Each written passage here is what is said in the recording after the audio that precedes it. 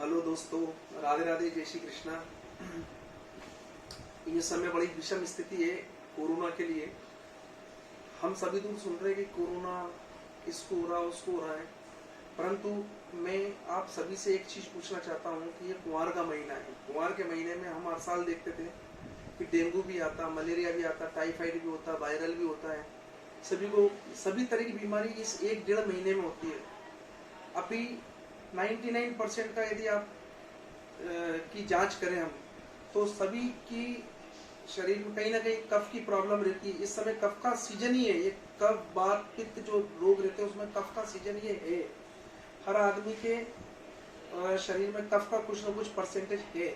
यदि आप हॉस्पिटल जाकर के आपको जरा सा बुखार हुआ, सर्दी हुई, जुकाम हुई और आप हॉस्पिटल पहुंच गए, तो हॉस्पिटल में पहुंचने के बाद में वो कोई डॉक्टर आपकी नब्ज चेक नहीं कर रहा है कि डॉक्टर ने नब्ज चेक करा और आपको बता दिया कि कोरोना है कि मलेरिया है कि वायरल है। नहीं, डॉक्टर सिर्फ उस मशीन की जांच के आधार पे कि वो मशीन ने आपको एक डिसीजन दिया उस मशीन ने कि आपके कफ जमा हुआ है, और कफ के आधार पर आपको कोरोना घोषित कर दिया और आप हॉस्पिटलाइज हो गए।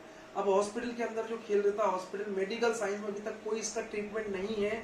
अभी तक कोई अगर ट्रीटमेंट होता तो इतनी सारी मृत्यु दर नहीं होती। दूसरा एक चीज और देखने में आया कि सबसे ज्यादा अगर केस अगर बिगड़ दे तो ये हॉस्पिटल में जाने के बाद ही बिगड़ रहे हैं। आप देखिए, अगर 100 में से 99 मृत्यु जो हो रही है, डेथ हो रही है, जिसको हम कहते हैं कोरोना से मृत्यु हो रही है, कोरोना से आदमी की डेथ हो रही है, ये सब 99% में से 99% हॉस्पिटल में जाके हो रही है। 1% कोई घर से हो रही है।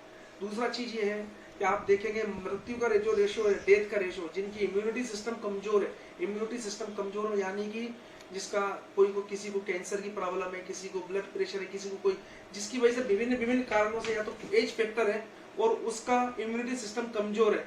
इम्यूनिटी सिस्टम कमजोर होने के कारण से भी एक ही प्रॉब्लम आ रही है। मैं आप सभी से एक आग्रह करूंगा, आप जो देशी दवाई जो हमारे नानी दादी के समय से चली आ रही है उसके हिसाब से आप प्रिकॉशन लें और उसके हिसाब से आप दवाई लेंगे, आपको बहुत बेनिफिशियल रहेगा। और इसमें सबसे पहले मैं आपको सुबह से एक दिनचर्या बताता हूँ कि सुबह हम उठते हैं, उठने के साथ में हम एकदम जो चाय के जैसा उकलता हुआ पानी रहता, गर्म पानी, वो हम कम से कम 2 या 3 गिलास मिनिमम पिए।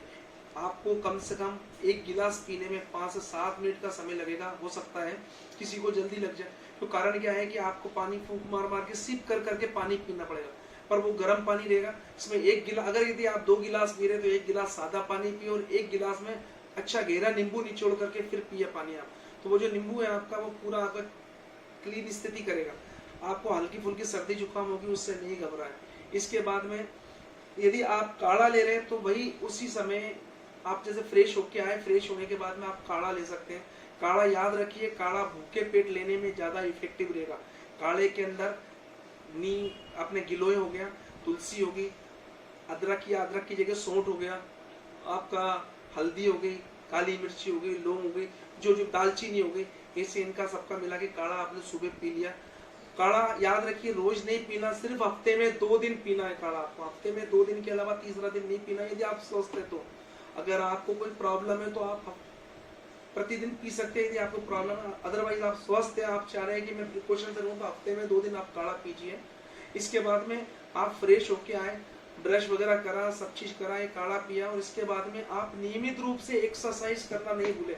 एक्सरसाइज करें। अगर यदि आप चाह रहे हैं, आप पर डे का आपका कोरोना के पहले का अगर आपका नियम था 5 किलोमीटर घूमने का, रनिंग करने का, उसे नहीं छोड़े, वो आप घूमना और रनिंग चालू रखे। वह रनिंग और घूमना और आपकी एक्सरसाइज, प्राणायाम आपके शरीर का इम्यूनिटी सिस्टम डेवलप करेंगे, मजबूत करेंगे, जो कि इस समय इस बीमारी के लिए बहुत जरूरी है। इसके बाद में आप आने के बाद में ब्रेकफास्ट लिया, ब्रेकफास्ट के साथ में आप चाय पीना। चाय अगर किसी ने चाय छोड़ दी तो भी मैं आग्रह करूंगा कि इस वक्त चाय जरूर लेना। और चाय में ये ध्यान रखिए कि शक्कर नहीं डालना।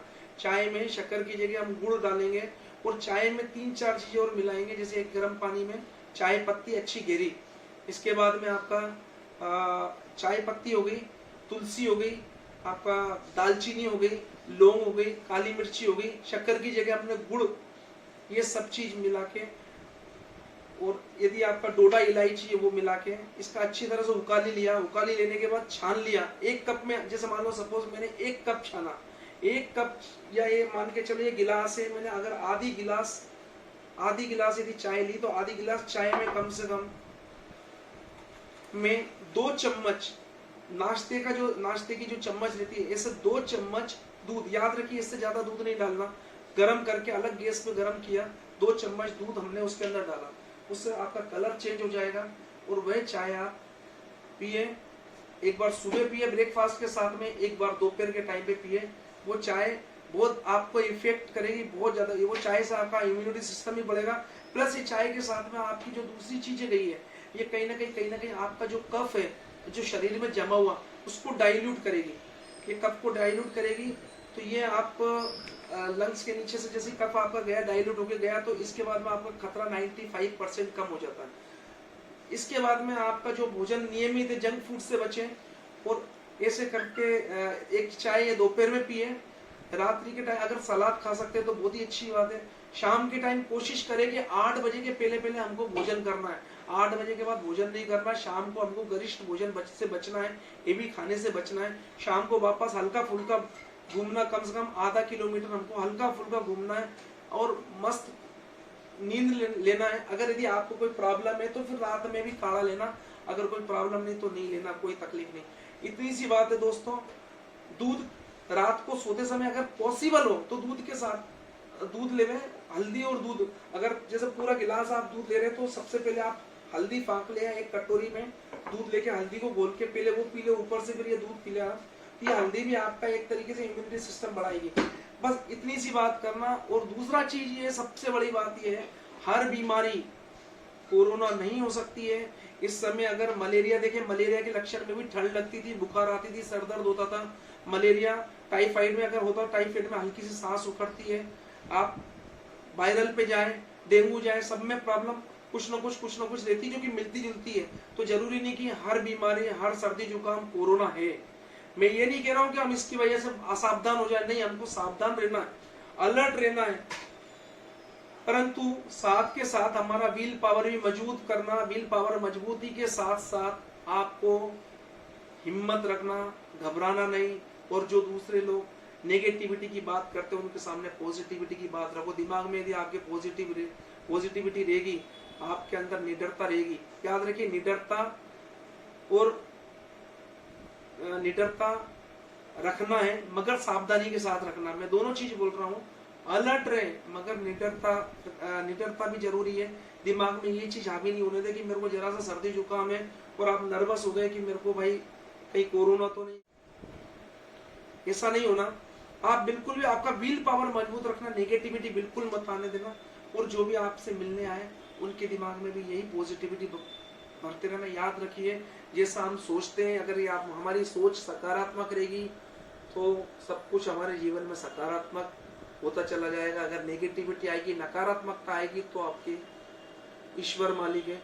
परंतु मैं सभी से फिर भी आग्रह करूंगा, सावधान रहे, स्वस्थ रहे।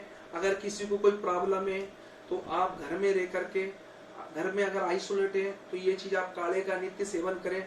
यदि किसी भाई को सांस में प्रॉब्लम है, सांस लेने में प्रॉब्लम है कि मेरे को सांस में बहुत घबराहट हो रही, तो आप अजवाइन को सेकें। अजवाइन को सेक के एक रुमाल के अंदर रखें और उसके साथ में कपूर आता, देशी कपूर, आपको कहीं भी किराने की दुकान पर मिल जाएगा। वो देशी कपूर की बट्टी रखें और उसको पूरी अच्छी तरह से गठान ऐसे बांध ले। और गठान बांधने के बाद में उसको हथेली से ऐसे रगड़ेंगे, उसकी अच्छी एक हल्की सी स्मेल आएगी। वो स्मेल आप सूंघते रहे। वो दो चीज का काम करेगी। एक तो यदि आपकी छोटी मोटी सर्दी है या बड़ी से बड़ी सर्दी है वो भी खत्म करेगी। दूसरी, वो जो अजवाइन और कपूर की जो गंध है वो आपके अंदर जाएगी तो कहीं ना कहीं लंग्स को भी क्लियर करेगी। और तीसरी चीज है, कपूर हमेशा ऑक्सीजन का होता है, ऑक्सीजन बढ़ाएगा। कपूर से हम कभी भी पहाड़ों पे जाते हैं तो हम कपूर लेके जाते हैं, या कोई सभी एडवाइस करते हैं कपूर लीजिए, कपूर सूंघिए, कपूर से ऑक्सीजन का लेवल अच्छा रहता है। तो मेरा यही कहना है कि आप वो चीज भी करिए, आप स्वस्थ रहेंगे, दीर्घायु रहेंगे। ये मेरा आपसे वादा है, ये प्रॉमिस है। आगे सभी की रक्षा परमात्मा करे, सभी दीर्घायु रहे। मैं यही कामना के साथ में अगले वीडियो तक सभी को जय श्री कृष्णा, जय श्री राधे राधे।